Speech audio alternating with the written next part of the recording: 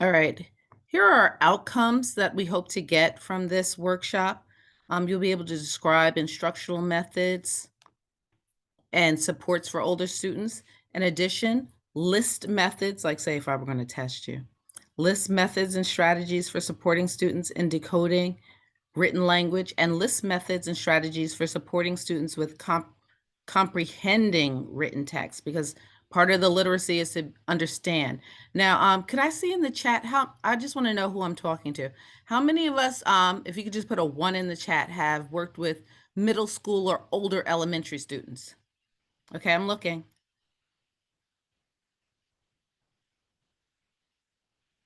Okay, oh, even older, like 5th grade, 4th grade? Okay, I'm looking. Okay, okay. So you guys are, you will understand. So I think I'll be preaching to the choir tonight. So you'll understand what I'm seeing and in my practice and some of the strategies I'm using. And I'm sure this will just be a refresher for all of us, not a like a lesson. All right.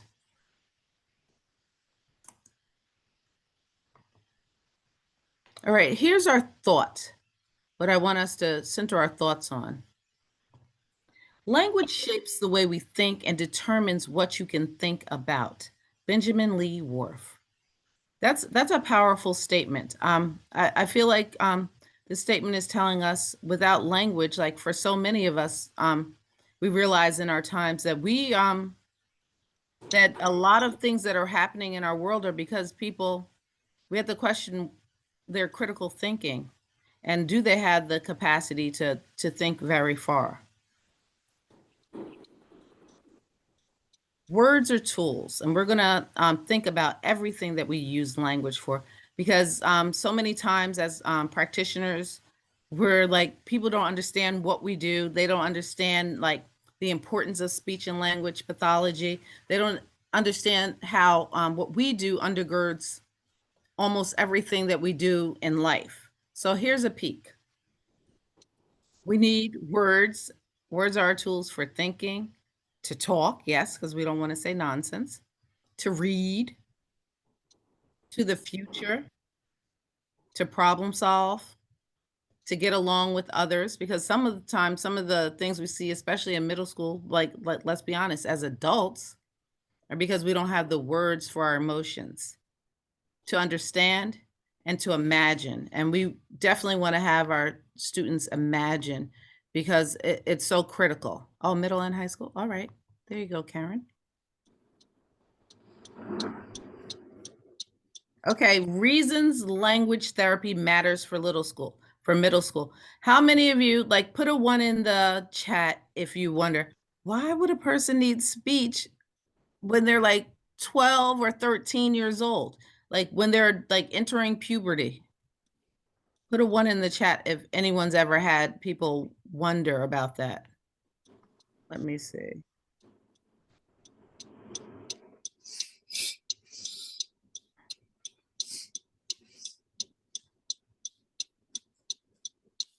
Okay. So you guys are lucky, because I've had people say, "Oh, maybe they just didn't," and this is a factor. Maybe they just weren't taught correctly or something. But as we know, language is the crux of literacy. And that our language level / vocabulary level is a strong indicator of our self-regulatory skills and behavior skills in children as young as 2. So we know, like, say, for me, when I have a 6th grader and he's reading on a kindergarten level, does he really have the words to express what's going on with him? And also 30 plus meaningful exposures are necessary for vocabulary learning. And vocabulary is so critical for reading. And as we know, a lot of children aren't exposed to academic vocabulary. And also, you know, as providers, we know that your socioeconomic level, they do make a difference in your language processing and vocabulary as early as 18 months. But there's good news. I didn't want to be like all doom and gloom. Middle schoolers are fertile ground for language literacy. Because even though they may not seem like they're taking in everything, they've taken in all this academic information for years. For years. And the good news is their executive functioning skills are beginning to develop, and their higher level language abilities are developing, even if maybe some of their literacy skills aren't there. Okay, so they're able to listen, model, and do and transfer these skills because they've had a lot of at 12 years old, you've had a lot of life skills. Who, if you could put in the chat, for those who have worked with older students who have reading problems, have you noticed how quickly when they're given explicit instruction, how quickly they learn? Put a 1 in the chat if you've noticed that. I don't see anything. Wait.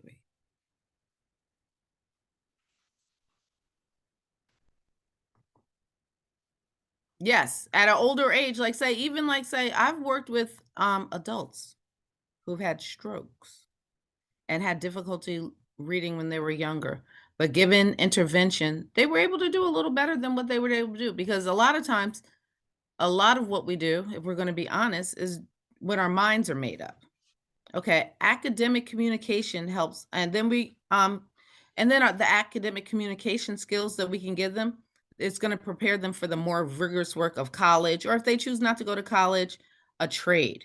And then also we'll be developing oral skills and reinforcing study skills, because someone should have probably given me speech because I didn't have study skills until college. I had the vocabulary. I don't know about the logic, but I had the vocabulary, but my study skills were lacking. So now I want you to see a sample student. Okay, he's like a conglomeration of students I have. I 6th grade, they're polite, eager to please. They have poor attendance, which often goes with students who are having difficulty in school, and they're in reading on a 2nd grade level. They exhibit difficulty using vocabulary in school, and they've mastered the letters to sound correspondence, but they have difficulty reading unfamiliar words. So these are some of the strategies that I have found helpful. Our sessions will be a three-prong attack addressing phonological awareness, vocabulary, and a chance to practice their reading. Okay, strategies that I have found that improve phonological awareness are separating words by phoneme, but I wouldn't stay on that too long with a middle schooler because, like I said before, they've had years and years of this practice. Also, separating words by the syllables. Like, we might not always clap it out, but let me know in the chat who's familiar with the reading program Lips.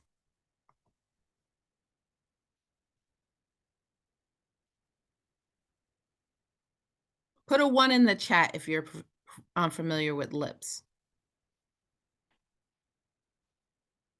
Okay. Lips is a reading program developed by a speech and language pathologist that uses place and manner to teach kids the phonemes. And then they move into syllables where they can have actually chunks of words that they manipulate. I don't always focus on manipulating them because I was so fortunate that my son, he was a person who he had difficulty learning to read. So what I did to help him was I took it quite seriously, his reading issues, and I got myself trained in Lips for $1,200 for them at the end of the program and say, "Oh, we don't use Lips as much as we did." And they charge people a lot of money to go through this program.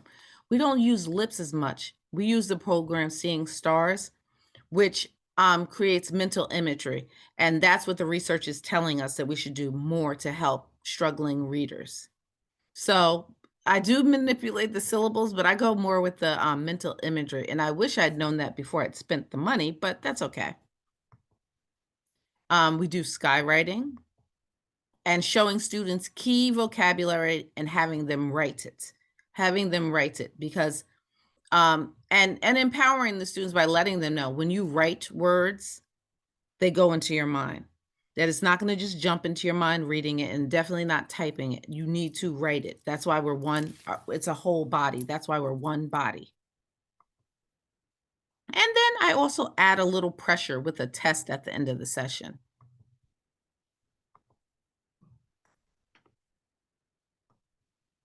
So with the so what I generally do is I find vocabulary words that I don't think the children will necessarily be able to decode and also not necessarily easy for them to understand. So we'll go over they'll describe define and describe the words. This we'll talk about what kind of connotation the word has. Is it positive? Is it negative? Or is it neutral? And then possibly I'll give them, if possible, the students can give, I'll give them synonyms and they'll, you know, also go on and give me some synonyms. And then we're going to, in all our sessions, I like to have them practice reading. Practice reading. Because research is telling us that if a child practices reading for 15 minutes a day, that they will improve their reading. And I'm in a terrific school where we do SSR or silent reading time, where some kids, I'm going to say they do fake read, but we do also, we question them about what they read. And generally, if they can read on their level at the end of the year, they make more than a year's improvement.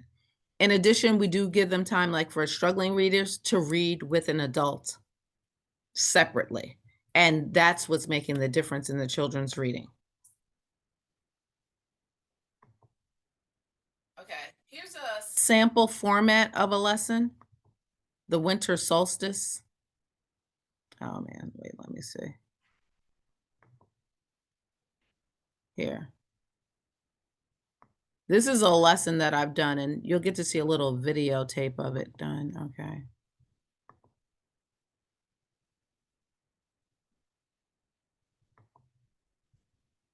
Here's the winter solstice. Solstice is a word that they're going to have difficulty with. So what I do, skip all the highs and lows. We do that, you know, for chat and love and stuff. I'll give the definition, I'll give the word, and then I'll have it broken down, and then we'll tap it out, we'll skywrite it, we'll go through all the steps, and I'll have about maybe 5 or 6 words out of the text that they're going to read that we go through.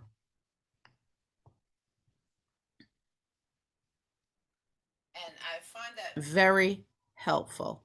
Now I'm going to share with you a quick video from this lesson.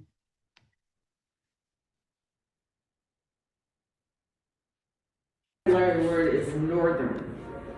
Northern means in, to, or from, or having to do with the north. And north is, remember, above the equator. Now let's tap it out. Or, let's skywrite it. Or,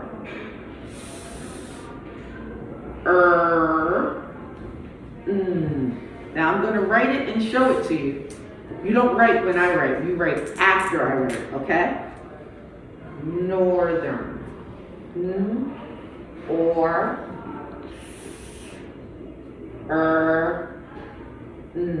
Take it in. Now write. Okay. Let me click to the next frame.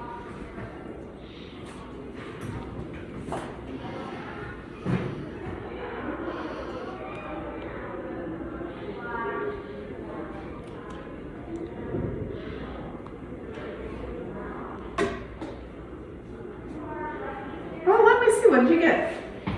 North. Okay, that was just a little sample of me.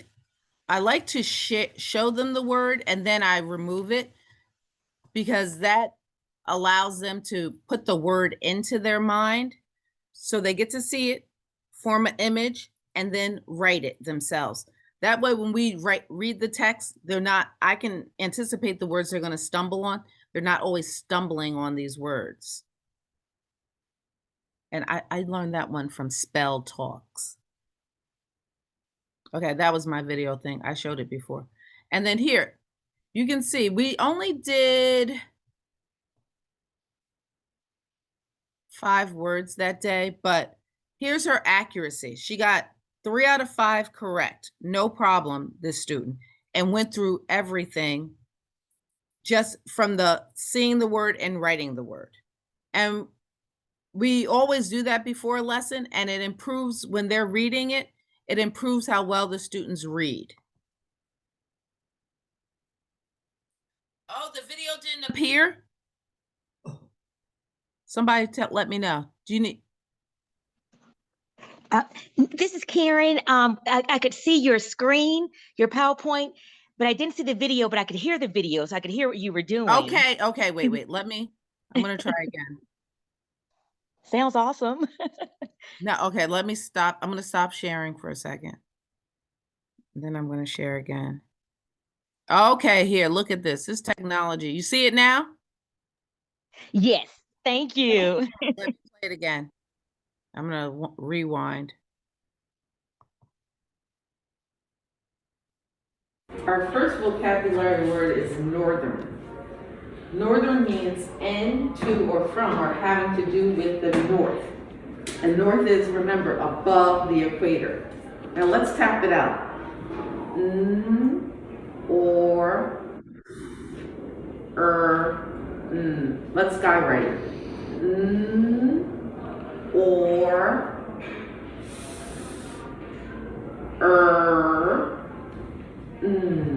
Now I'm going to write it and show it to you. You don't write when I write, you write after I write, okay? Northern. Or,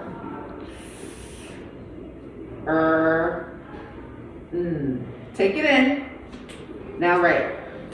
Baby, let me click to the next screen.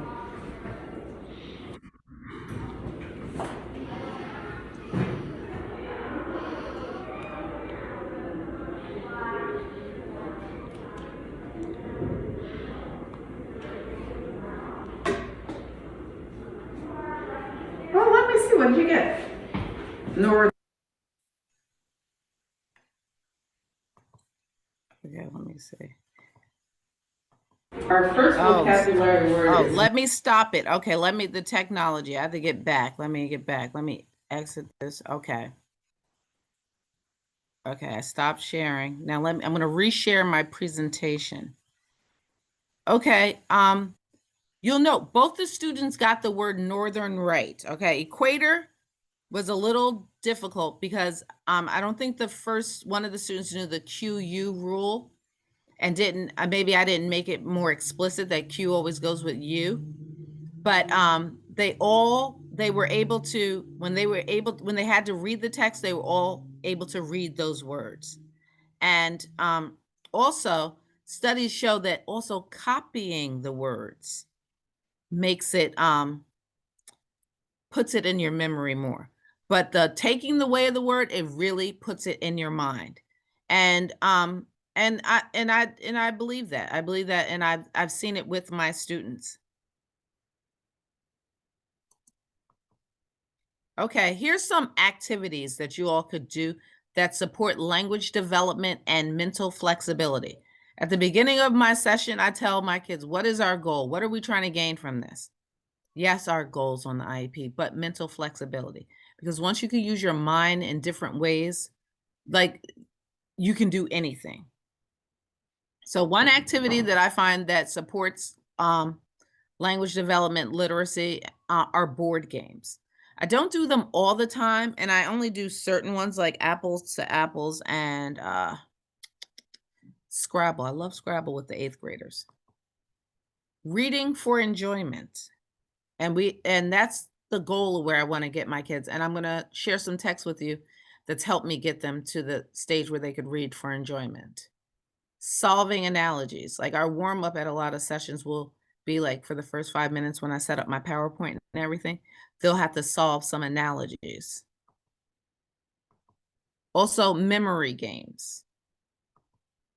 Learning a new language, because a lot of my students are actually bilingual, but they haven't developed the academic side of their native language. So I tell them, get on Duolingo, same as me.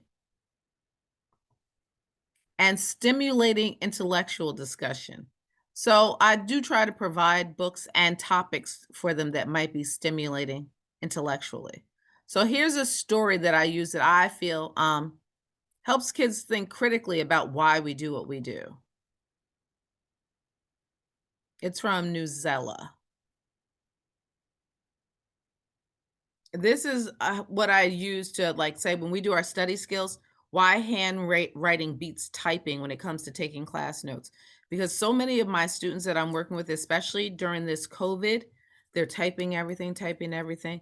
And when it's time for them to do something past their assignment, they don't recall it. So what I do is I provide them with index cards and I have them like write definitions. I have them write keywords and phrases that they'll need to know.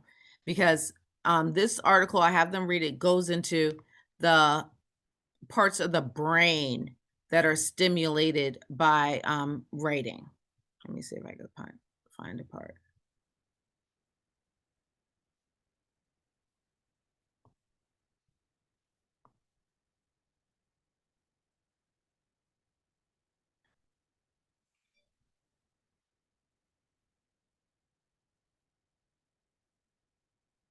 Okay, so it says, I'm using a pen or digital stylus involves more of the brain than the keyboard. New findings are showing. That's why the writing and the spelling is so important. This is because writing and printing involve intricate movements that activate more areas of the brain. This increased brain activity and gives the brain more hooks to hang memories on. So for my 8th graders in particular, when we're doing study skills, they know they have to write it out. That when I sometimes I'll, if I push into their classroom, I'll go in with index cards, like 5 each, and I will guide them through the facts that they have to be able to write down.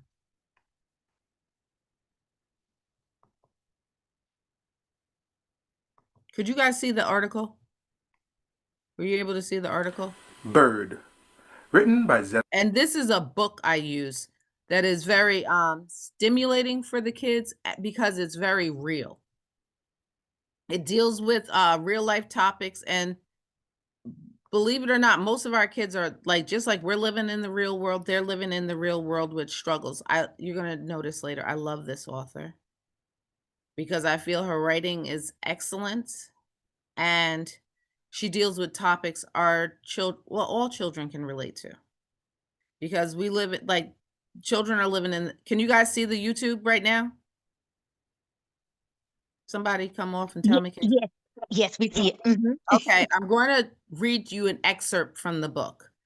And some of my kids who weren't the best decoders or the best at understanding some of the text they got, they really got this text. Like I've had kids like ask me, "Oh, for our reading, can I have the book Bird?" Okay, here it goes.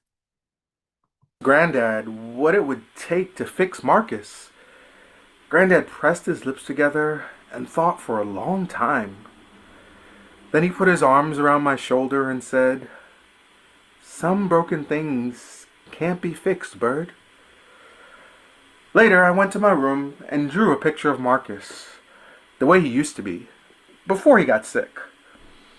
Back when he was my big brother, and not some junkie we had to lock out of our home.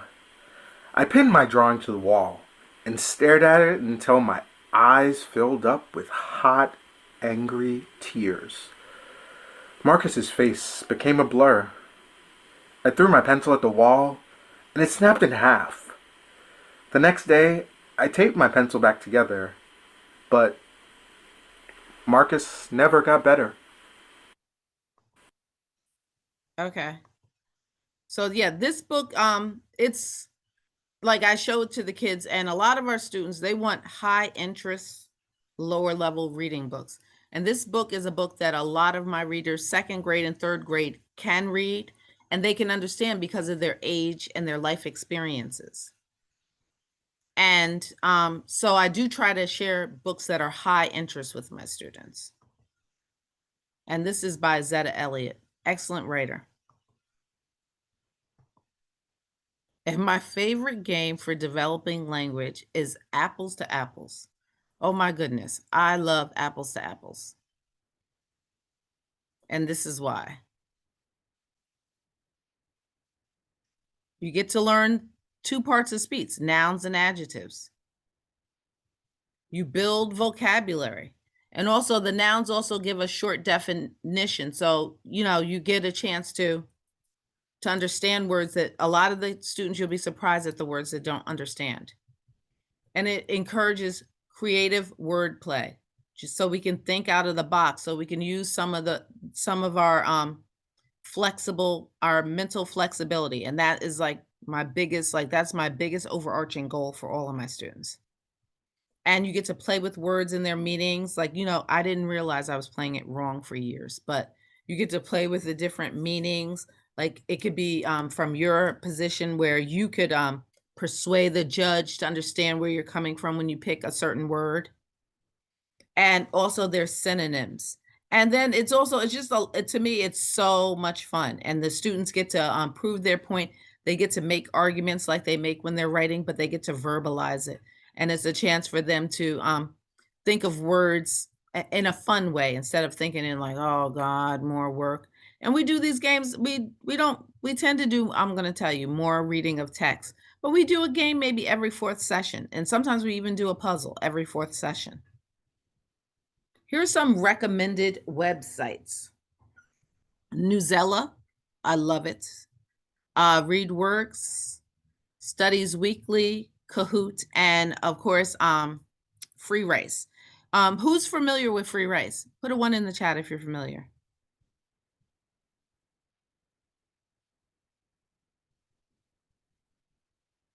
Free Rice. Who's familiar with Free Rice? Okay. Free Rice is a website that I discovered maybe 12 years ago that has like just it gives kids vocabulary to practice, and they just work through and they just go up different levels. And it's something that, like, say, it's easy to give parents as a take home kind of thing for maybe 20 minutes to do Free Rice, where it starts out easy, but towards the end it gets hard, and you can't get to the next level until you test out of certain words. And building vocabulary is so related to better reading. So I do give that as a task for my students. Like, say, during parent teacher conference, I remind my parents, are you guys doing the Free Rice? During, IEP meetings, are you guys doing the Free Rice? And the students, or even like during downtime, like say for some kids, when they're in class, like during, if they have downtime, I'll ask their teachers if they'll allow them to do Free Rice. Okay, let's see. And here's some recommended text. A Wish After Midnight, Zetta Elliott. Like for our middle schoolers that are studying the Civil War, this is a magnificent book. I will not give it away. This book deals with, and this is what many of my students deal with. It deals with colorism, sexism within a family, divorce and things like that.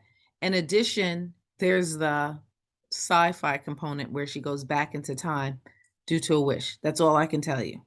It's great. It's great. And can you imagine going back? And I love this story because they're all of her these stories take place in Brooklyn. And I work in the Bronx, and our kids are city kids, and they need to, hear a story that is similar to them. Sometimes, I know, sometimes we do want to go into someone else's life, but sometimes it's nice to look in the mirror too. Ship of Souls, another one. This is a boy, he's dealing with abandonment because his dad, he never knew his dad. His mother dies, and he's forced into foster care. But that's when the fun begins, because also there's that sci-fi component, and he goes on a voyage and gets to see people back in time during the Revolutionary War. So it depends where your kids are during their social studies. It's a wonderful companion book.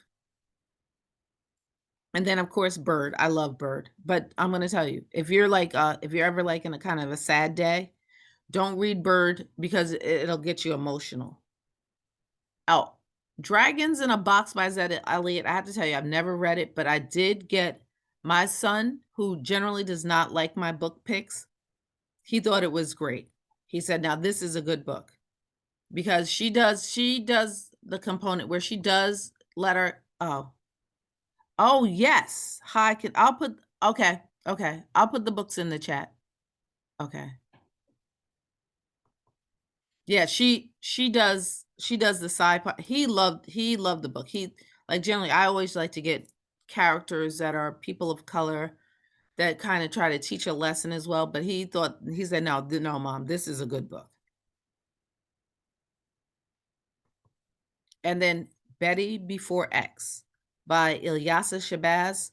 My girls, I had one group they weren't, but my girls ate that book up, and they understood the book in the same way. And I think it was really good to know, like a person like Betty Shabazz, what she went through as a child is some of the stuff that like a lot of our kids, a lot of people, period, go through, where you have a parent that doesn't love you like you want to be loved, and all the struggles she went through and how she overcame all of that. Okay. And then also, separate is never equal. Yes. The story of Sylvia Mendez. Didn't know it until I was like 40 something. Excellent story. And and also it teaches the kids, like when the kids learn about Brown versus the Board of Ed, they get to learn about a court case that happened uh 20 years before or 10 years before that set the precedent for Brown versus the Board of Ed. I love, love, love that book. I love it, and the kids love it too. Yeah, author Zetta Elliott. Yeah, she's great. And you know what? The good thing about Zetta Elliott, she came to my school back when she used to live in Brooklyn because I became quite a fan. I saw her one day at a Martin Luther King book fair event, right? And she read a bit of A Wish from Midnight and Ship of Souls. So, so, so, so good. She'll do a Zoom at your school for a small fee. But she came to my school. She gave the kids such a we broke it down. We read about her, we wrote about her, we prepared questions, and she gave such a wonderful speech.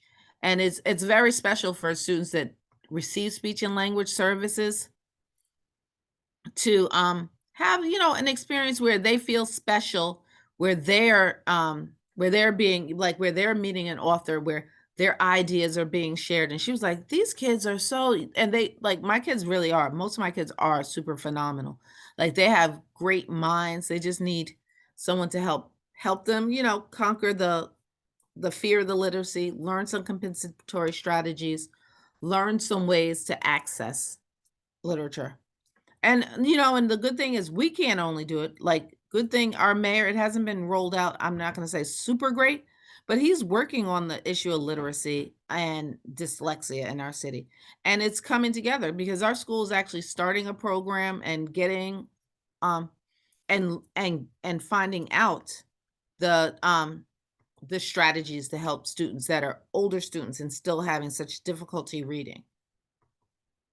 And this is why we're doing all this. Like, I know we all have such like we all got our degrees because we just wanted to learn and learn, but I don't know about you. I wanted a job.